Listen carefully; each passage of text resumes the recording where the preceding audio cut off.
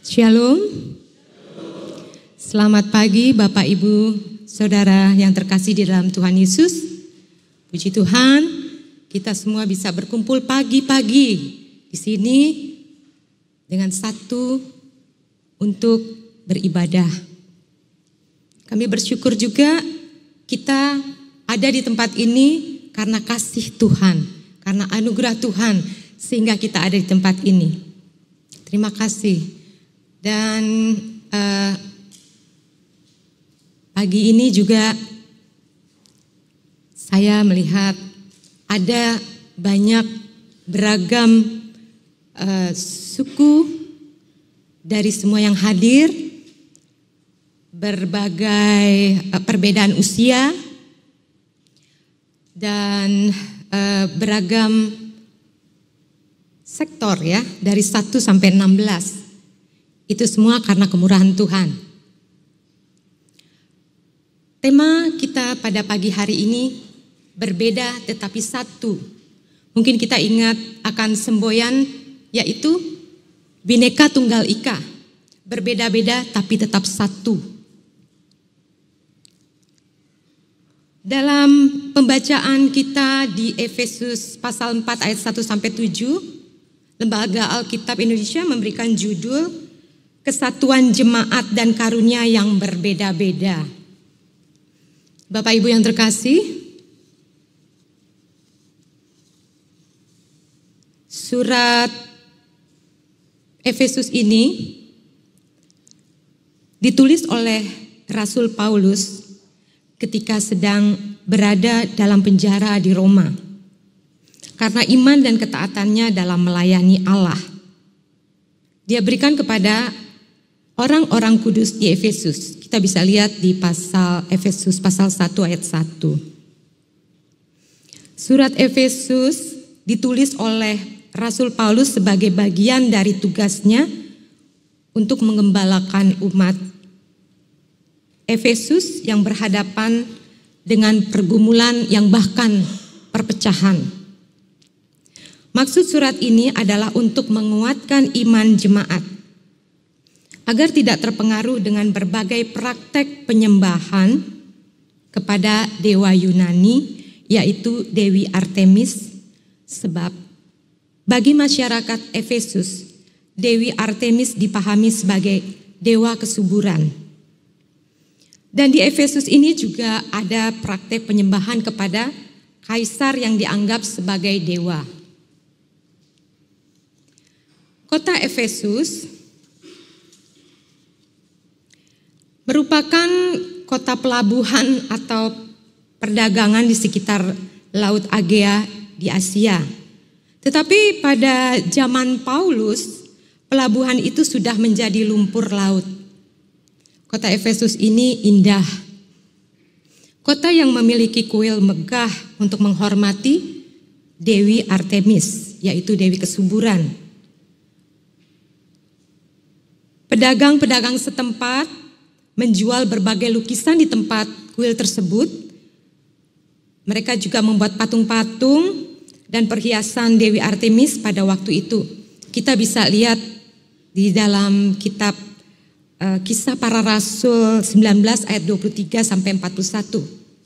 Ntar Bapak Ibu bisa membacanya di rumah.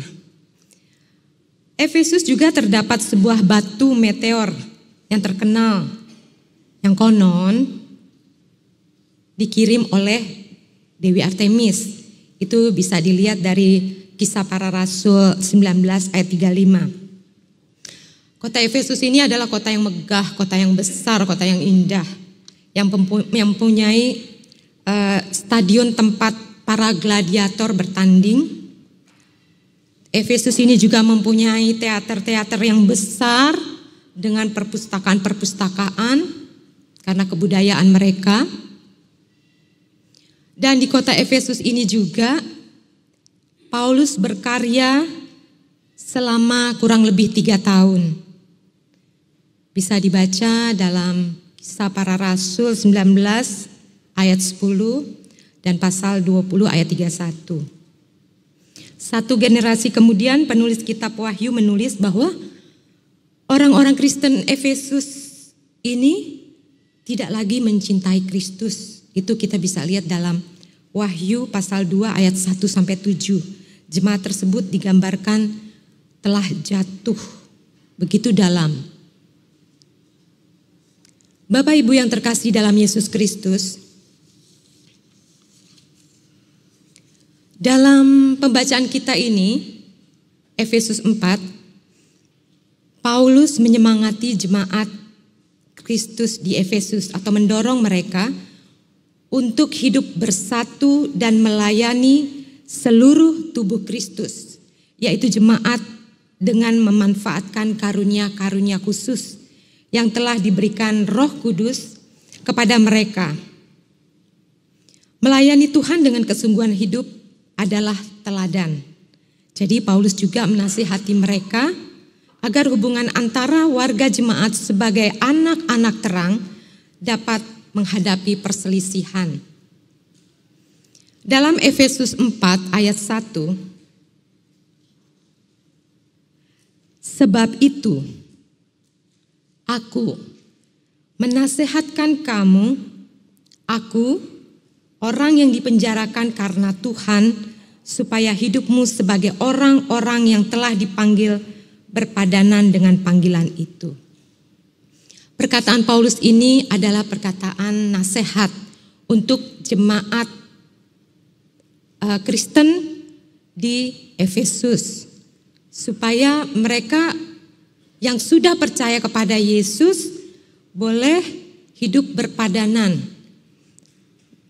Paulus pada saat menulis surat ini, beliau ada di penjara di Roma.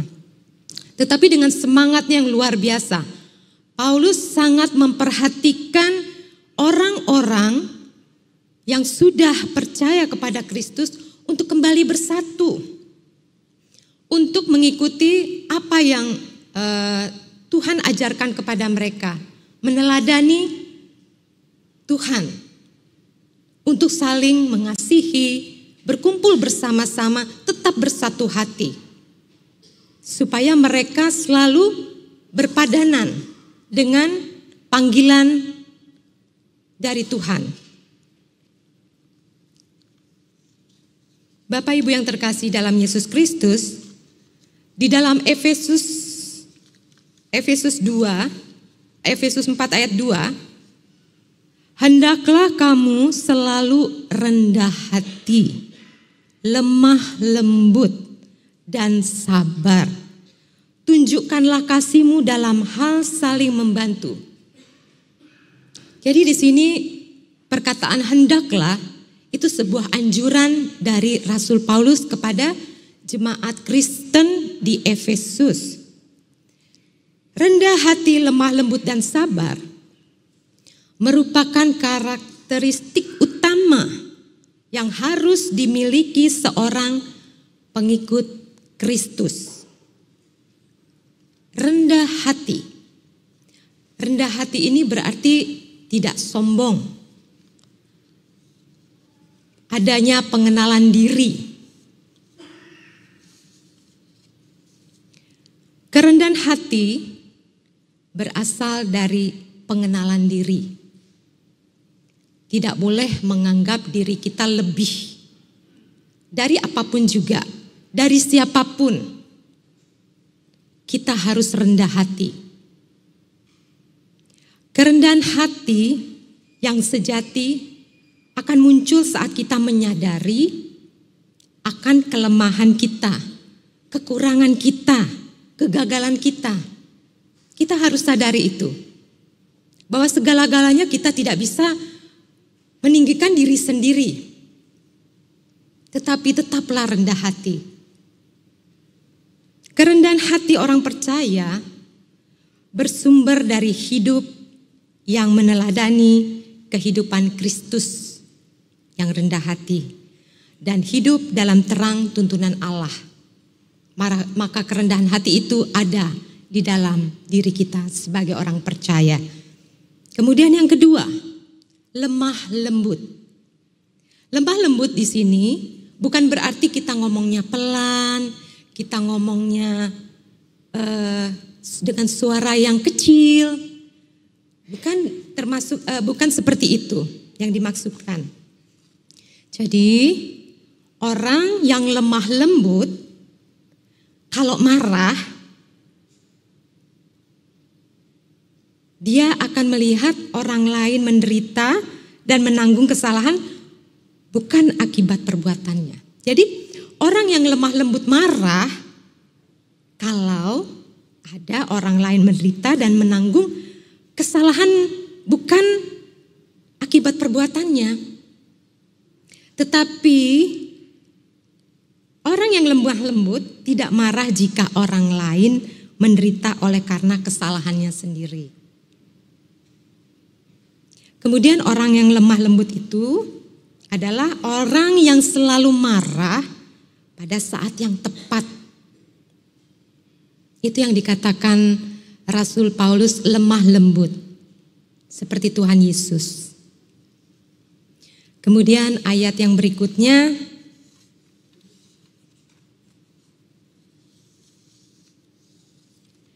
yang ketiga, sabar. Kesabaran yang dimaksudkan Rasul Paulus dalam teks ini adalah kesabaran orang percaya. Adalah semangat ini tidak dapat dihancurkan oleh kegagalan ataupun penderitaan, kekecewaan atau keputusasaan. Semangat ini akan tetap bertahan sampai akhir. Itulah kesabaran orang percaya. Kemudian kesabaran terhadap sesama manusia. Semangat ketahanan yang mampu menerima penghinaan maupun luka hati tanpa rasa pedih atau pedih. Semangat itu adalah semangat yang mampu menghadapi siapa saja dengan penuh kesabaran, kemantapan diri tanpa sakit hati. Walaupun orang itu tidak menyenangkan, orang itu meremehkan kita, bahkan orang itu menyakiti hati kita. Sabar dalam pengharapan, semangat, apapun yang terjadi, kita tetap sabar, karena Tuhan Yesus adalah sumber kesabaran itu. Kemudian saling membantu dalam kasih. Rasul Paulus mengingatkan kepada jemaat di Efesus untuk senantiasa menggunakan kasih dan damai sebagai pengikat persekutuan, bukan kepentingan orang atau kelompok. Jadi kasih dan damai ini sebagai pengikat persekutuan. Jadi hanya kasih dan damai saja yang jadi pemersatu jemaat. Seperti kita pada saat ini. Semua karena kasih maka kita ada di sini untuk beribadah kepadanya. Memuji Tuhan, berdoa bersama, mendengarkan firman Tuhan, bersatu hati untuk memuliakan nama Tuhan. Karena semua itu adanya kasih dan damai sejahtera.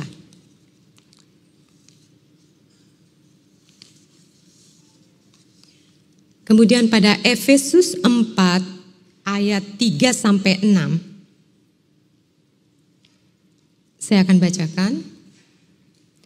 Dan berusahalah memelihara kesatuan roh oleh ikatan damai sejahtera. Satu tubuh, yaitu semua orang percaya adalah satu tubuh dalam Kristus.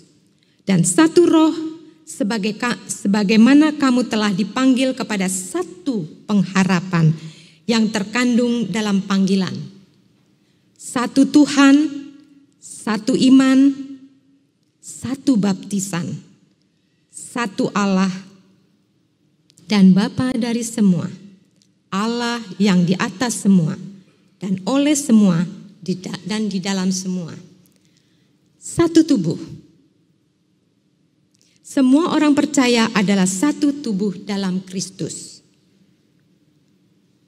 Satu roh yang mendiami, memenuhi, dan memeteraikan orang percaya.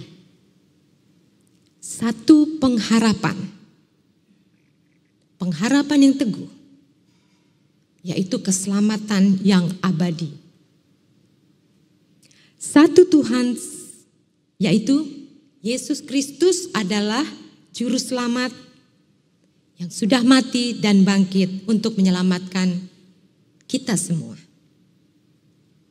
Satu iman, kepercayaan, ajaran yang benar, yaitu firman Allah. Satu baptisan, yaitu baptisan roh dan air dalam nama Allah Bapa, Anak, dan Roh Kudus. Satu Allah dan Bapa dari semua, yang di atas semua, dan oleh semua. Berarti ia bekerja melalui semua orang percaya. Dan di dalam semua, berarti mendiami semua orang. Jadi Rasul Paulus mengingatkan kita pada waktu itu untuk jemaat Efesus, berusahalah memelihara kesatuan roh yang diikat dalam damai sejahtera. Satu tubuh, satu roh, satu pengharapan, satu Tuhan, satu iman, satu baptisan, dan satu Allah Bapa dari semua. Kita mempunyai tubuh ini dari berbagai macam, ada kepala, ada tangan, kaki, mata, hidung, mulut. Semuanya Tuhan ciptakan dengan kegunaan masing-masing. Kita mau mengambil sesuatu, tidak bisa cuma tangan saja yang mengambilnya. Tetapi melalui pikiran kita, digerakkan tangan kita untuk mengambil dan kita mengambilnya. Begitu juga mata. Ketika kita membaca firman Tuhan, itu akan diolah, masuk dalam pikiran kita, masuk dalam hati kita, untuk kita mengerti, untuk kita melakukan, dan untuk kita mampu melakukannya.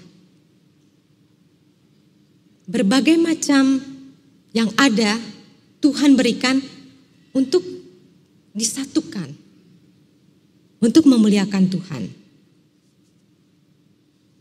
Satu tubuh, satu roh, satu pengharapan, satu Tuhan yaitu Yesus Kristus, satu iman, satu baptisan, satu Allah Bapa dari semua.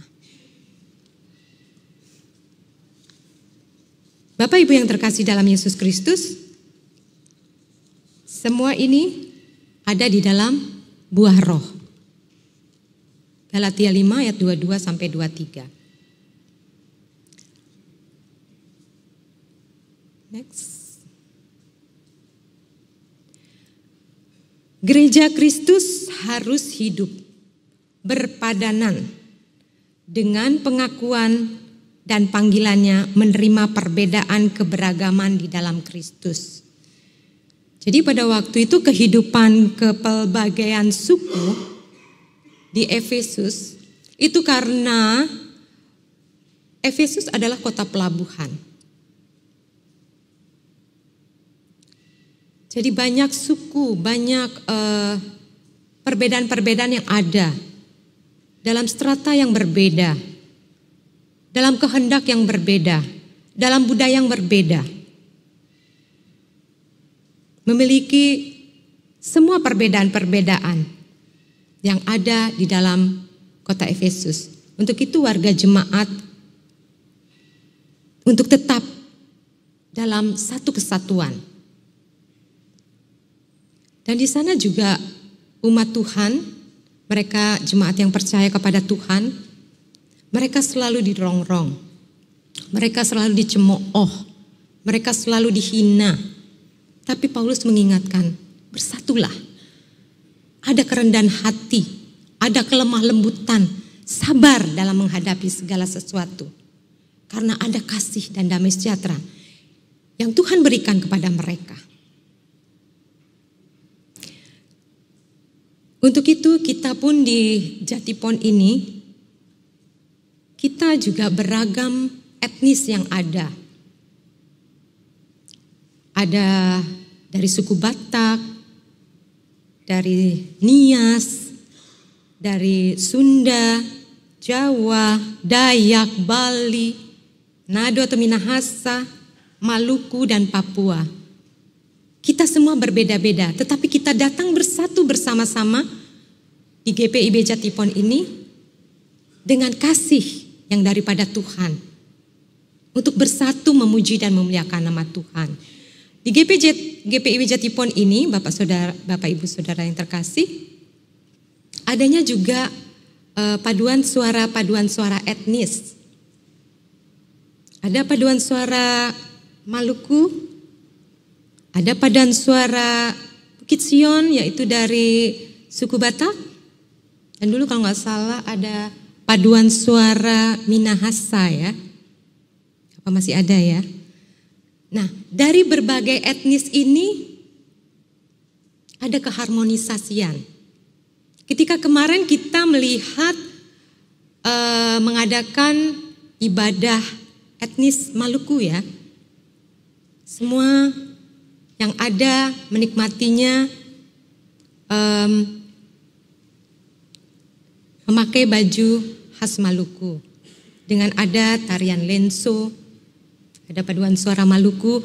Yang sebenarnya saya mau katakan di sini bahwa paduan suara Maluku itu bukan semuanya orang Maluku asli. Dan saya ada di dalamnya, saya juga bukan orang Maluku. Tapi karena suami saya orang Maluku, saya ikut dalam paduan suara Maluku. Dan semuanya itu kita satu. Satu di dalam Tuhan. Begitu juga paduan suara Bukit Sion. Yang terdiri dari suku Batak. Semuanya itu mereka memuji dan memuliakan nama Tuhan. Bukan untuk etnis, bukan untuk kepribadian, bukan untuk egois mereka. Saya menyanyi bahwa saya ini orang Maluku. Saya menyanyi karena saya orang Batak. Bukan itu saudara. Tapi semuanya itu karena ada kasih karunia yang dari Tuhan. Yang untuk kita persembahkan kepada Tuhan. Untuk kita hidup berpadanan dengan panggilan kita. Di sini juga dari sektor 1 sampai 16 pun berbagai banyak suku yang ada di dalamnya. Tetapi kita gak pernah dengar gontok-gontokan, kita gak pernah lihat antara suku di GPIB Jatipon ini ada keributan-keributan. Kita satu di dalam Tuhan. Karena ada kerendahan hati, ada kelemah lembutan, ada sabar, kesabaran yang Tuhan berikan kepada kita. Sehingga kasih Tuhan yang luar biasa itu kita nikmati dan kita persembahkan kembali kepada Tuhan. Perbedaan itu menjadi harmoni ketika ada keteladanan Tuhan yang kita jalani dalam kehidupan kita hari lepas hari. Yang kedua, gereja harus mengenakan gaya hidup dalam kasih sebagai pengikat yang mempersatukan dari latar belakang yang berbeda. Memiliki sifat atau karakter yang tadi sudah disebutkan, kita lakukan kerendahan hati, kita mengenakan kelemah lembutan, dan kesabaran. Maka itu tidak akan ada perselisihan, tidak akan ada perpecahan, karena kita satu di dalam Tuhan. Untuk itu Bapak, Ibu, dan Saudara yang terkasih dalam Tuhan, marilah kita meneladani Rasul Paulus. Meneladani Yesus Kristus dengan penuh 3 karakteristik tadi. Lemah lembut, rendah hati, sabar. Sabar dalam menghadapi apapun juga. Kadang-kadang kita bilang kesabaran itu ada batasnya. Tetapi kita punya Tuhan yang tidak terbatas. Kasih-Nya yang luar biasa. Kita harus imani itu. Semua masalah pergumulan yang kita hadapi bersama Tuhan tidak ada masalah. Bersama Tuhan ada jalan keluar. Untuk itu, mari kita saling menopang satu sama lain, saling menghargai, saling menghormati dalam kasih, sehingga tidak ada perpecahan, tidak ada perselisihan, tetapi kasih dan damai sejahtera Tuhan tetap tinggal bersama kita semua. Amin.